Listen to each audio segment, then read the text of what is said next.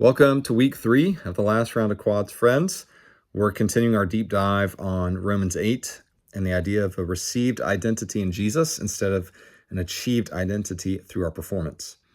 And this week in Romans 8:18-30, Paul talks about suffering. While suffering is hard, it can be particularly devastating if our identity is rooted in our achievements.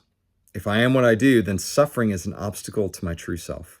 It threatens my identity, whether that's an unexpectedly low test grade or a breakup we didn't see coming. Suffering threatens to unravel the carefully crafted identity we've created. But Romans 8 gives us good news. In the midst of whatever suffering we face, Paul reminds us that both the world and God's people will be redeemed.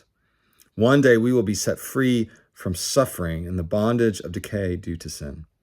That means our suffering does not threaten us, nor does it define us.